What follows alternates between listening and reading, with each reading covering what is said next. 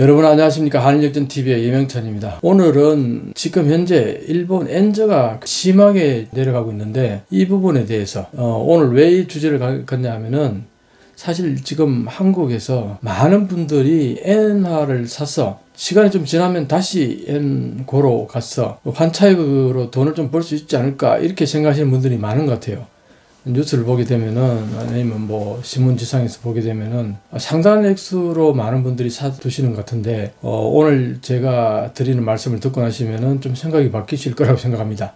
그래서 오늘은 엔저가 왜 진행되고 있는가, 그리고 이게 어디까지 얼마나 어떻게 앞으로 진행될 것인가, 이런 주제를 가지고 전반적으로 좀 대화를 나눠볼까 합니다.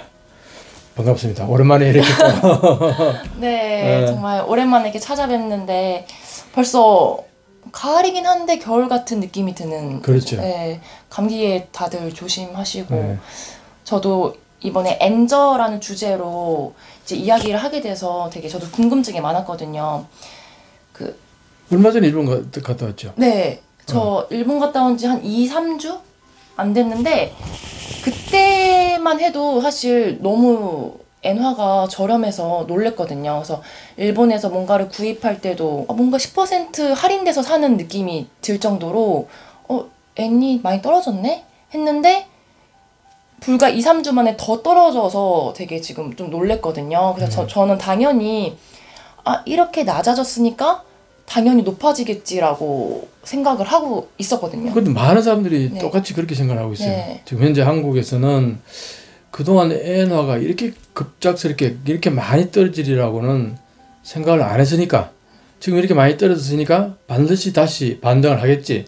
대부분의 사람들이 그렇게 생각하는 것 같아요. 네. 근데 오늘 제 생각은 좀 다릅니다. 그 부분에 대해서 오늘 여러분들하고 대화를 나눠볼까 합니다. 네.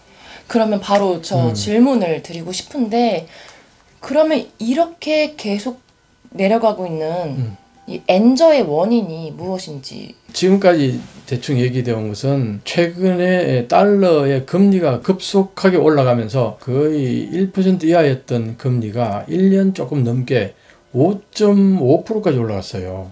근데 일본의 금리는 마이너스 0.1로 여전히 변화가 없단 말이에요.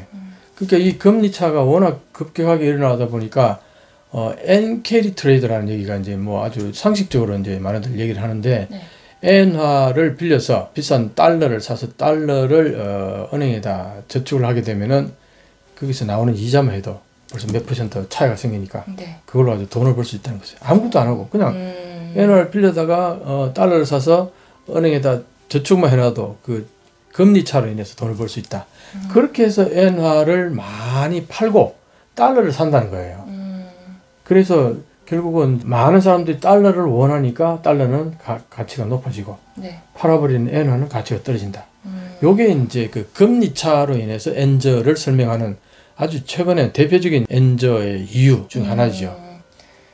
그러면은 그 금리만이 그 이유가 되나요? 그런데 이걸 가만히 보니까요, 금리가 물론 중요한 이유긴 한데 이 그래프를 딱 보면요, 달러의 가치가 내려갈 때 엔화의 가치도 같이 내려가는 이 평행선이 보여요. 네, 그러게요. 이게 금리 차만 가지고 설명한다면은 달러의 가치가 떨어질 때 엔화 가치는 올라가고, 달러 가치가 올라갈 때 엔화 가치는 내려오고, 이렇게 역방향으로 움직여야 되는데 이 그래프를 보시면은 꼭 그렇지가 않아요. 같이 내려오고 같이 올라가고 하는 이 영역들이 있단 말이에요.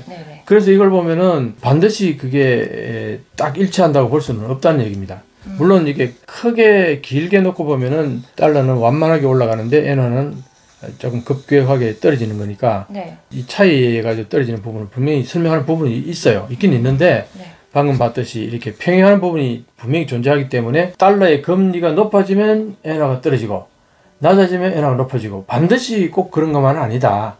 그게 모든 원인을 설명하는 이유가 될 수 없다 이 얘기예요.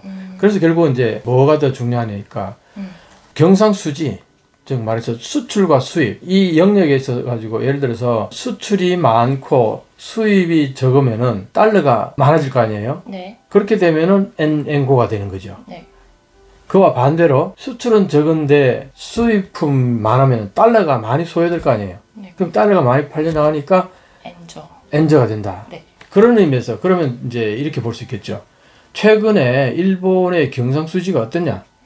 무역 적자냐, 무역 흑자냐.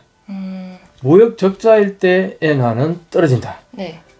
무역 흑자일 때 엔화는 상승한다. 네. 이 간단하게 이제 이렇게 얘기할 수 있는데, 그럼 최근에 일본의 경상 수준이 어땠느냐 하면은 사실 수출품, 물품을 수출하고 해외에서 원자재, 에너지 이런 것들을 사오고 이렇게 해서 더하기 빼기 하면요 수입 금액이 훨씬 높아요.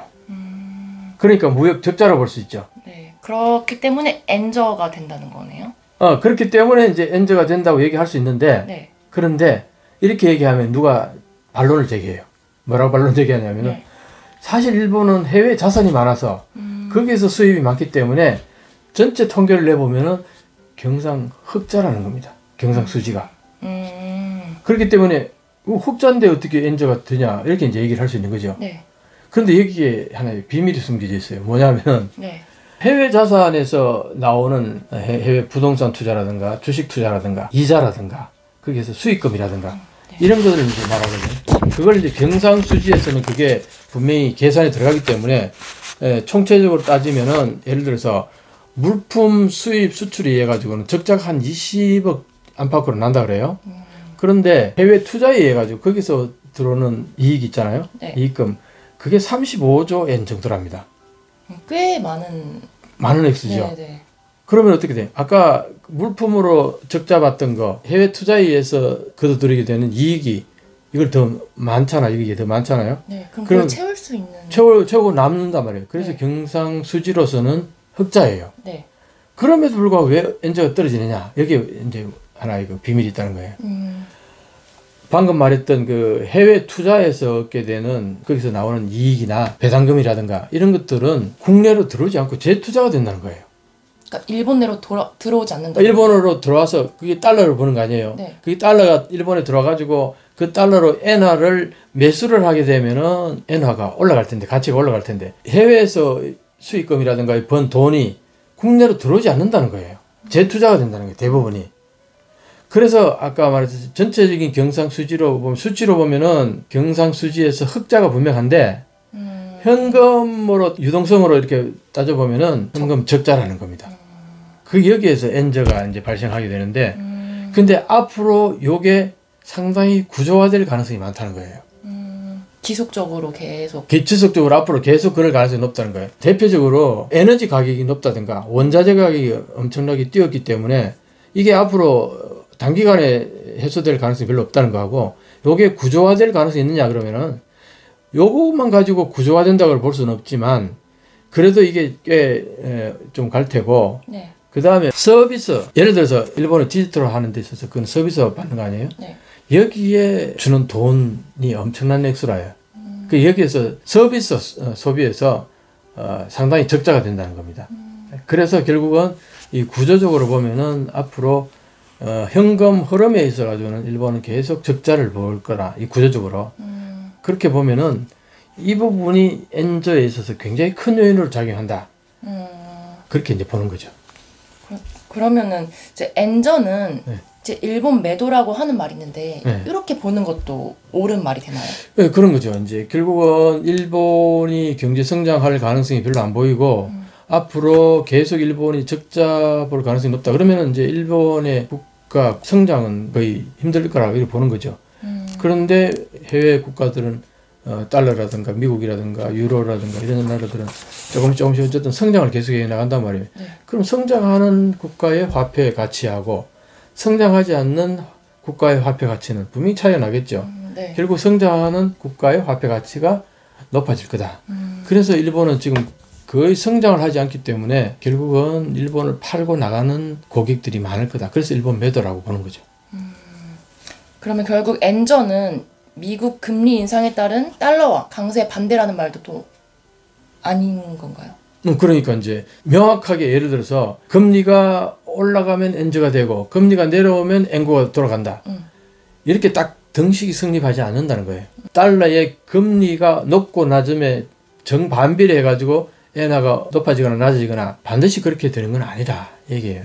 지금 모든 사람들이 대부분이 생각하는 게 지금 달러가 급격히 이자가 올라갔단 말이에요. 금리가 올라갔단 말이에요. 네. 근데 그게 앞으로 이제 더 이상 올라가지 않을 거고 그리고 이게 지금 현재 올라간 이 금리가 오랫동안 지속되지는 않을 거다. 그럼 언젠가 내려올 거다. 그래서 그때는 이제 엔고로 다시 돌아갈 게 아니냐. 그게 다 대부분의 기대를 걸고 엔화를 지금 많이 사놓는단 말이에요. 한 차익을 올리려고. 지금 엔화가 너무 싸졌다. 그러니까 이제 그게 금리만 가지고 보면은 그렇게 설명이 가능한 거죠. 그런데 금리만 가지고 설명했을 때 엔저의 지금 최근에 급격한 엔저 현상을 설명할 수 없다는 겁니다. 그럼 결국에는 구조적인 것으로 생각해도 된다는 거죠. 그렇죠. 이제 구조적으로 이게 정착한다. 엔저가 계속될 상황이 상당히 구조적이다는 거예요. 근데 정말 믿기지가 않는데 왜냐하면은 살면서 봤던 엔저 중에 가장 낮은 수준 아닌가요? 지금? 그렇죠. 근데 이것보다 더 내려갈 수 있다는 게 조금 다들 믿지 않죠. 네. 또 이런 것도 있어요. 지금까지 30년 전에 대충 그때부터 시작해가지고요. 달러는 미국의 GDP 대비 9배 정도 팽창을 했어요. 통화가. 그런데 지금까지 30년 동안 미국의 GDP가 3.5배 성장을 했어요. 그러니까 3.5배 GDP가 성장했으니까 현재 GDP 대비 2.6배 달러가 지금 팽창되어 있다는 거예요. 통화가. 네. 거기에 비해서 엔화는 어떠냐면은 30년 동안 사실은 일본의 GDP는 거의 변화가 없다는 거예요. 그 GDP에 비해서 14배의 통화가 막 찍어냈다는 거예요. 통화를. 너무 과하게 찍어낸 거죠. 네. 달러는 GDP의 2.6배, 엔화는 GDP의 14배를 찍어냈다. 그럼 어느 게 더 가치가 높겠어요? 당연히 달러가 높겠죠. 네. 돈이 이게 뭐 너무 많이 찍어낸 엔화는 떨어질 수밖에 없다는 거예요. 이 부분이 앞으로 엄청난 어떤 폭발력을 가지고 엔저를 이끌어 갈 거다. 이렇게 이제 보는 겁니다.